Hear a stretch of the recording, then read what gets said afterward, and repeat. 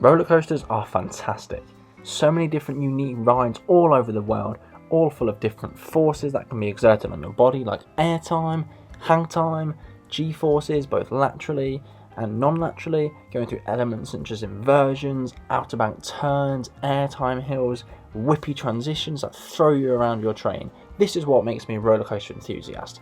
However, for me personally, flat rides, specifically funfair rides, are completely unbearable. I don't know how I can ride all these massive coasters and experience all the forces they put on your body with all their crazy elements, but for me, as soon as I get on those crazy funfair rides, and even some flat rides that you can find in theme parks and amusement parks all over the world, I just can't seem to hack it.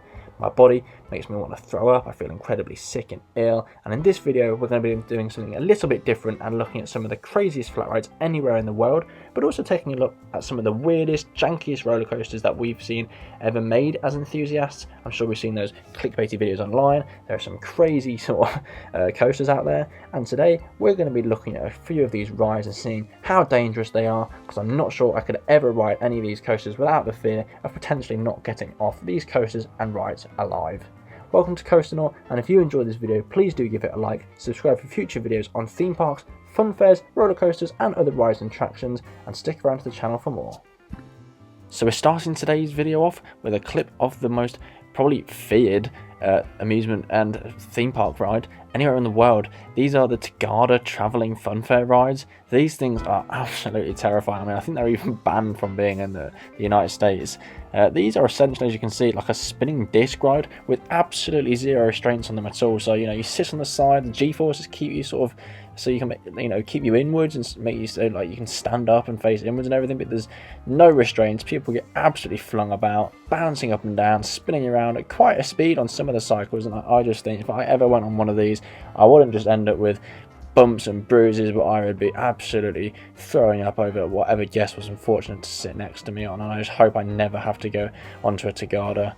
We're starting off now with a POV of one of the dodgiest coasters in the world. These are the Chance Rides Toboggan coasters.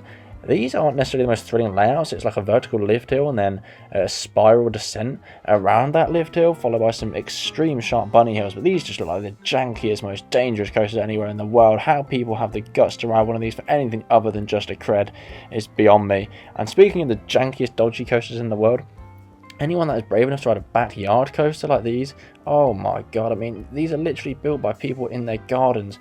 The build quality is shocking. How can people possibly think they're not going to die when they ride one of these? You know, fair play if you actually get to ride one. It's a very unique experience, but I could personally never do it. This ride here, I think it's called Extreme. It's on the Las Vegas Strip. Why on earth would anyone want to be dipped down 500 feet above the air on the Strata Tower towards the Las Vegas Strip with just a lap bar? It absolutely baffles me. You know, I just can't think of anything worse than being that high off the ground, being dipped towards the ground on just a lap bar. Please, God, do I never have to experience anything like this. And, you know, going from something super high up in the air and super extreme like that, just something that you can find every single funfair circuit around the world, a waltzer.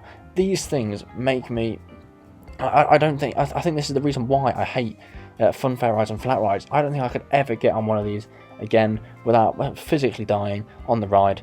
The speed at some of these things rotate, like I said at the start, I just cannot do anything that spins, and these cycles are absolutely mental. I know they're designed to do that, and fair play if that's your thing, but I will gladly stick to my 300-foot giga coasters full of airtime and inversions. I cannot do these things at all.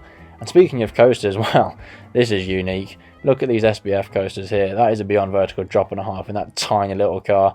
The G-forces that are put on your body there cannot be good for the brain. You know, I don't understand how anyone could possibly think this was a safe choice to build. If you're brave enough to ever ride one of these and you ever get the chance to ride one of these, I would take a long hard look in the mirror before getting on it.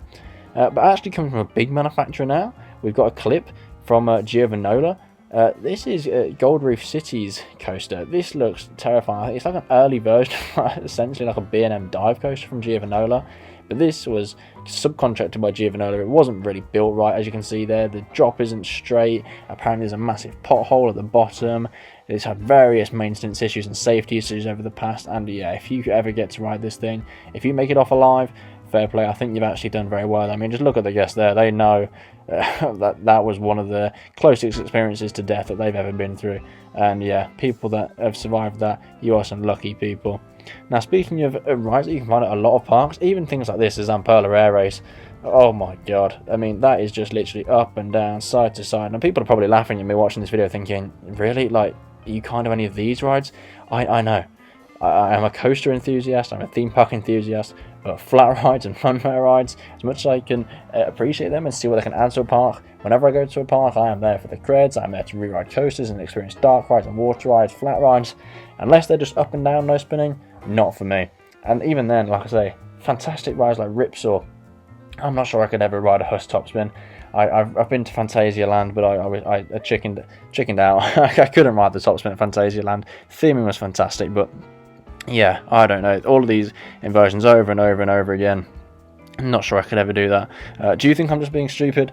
I'd love to hear your opinions and thoughts down below on the video. This is a bit of a different video, I know. If you like this style of sort of reaction sort of content, please do let me know. It's a bit of a trial.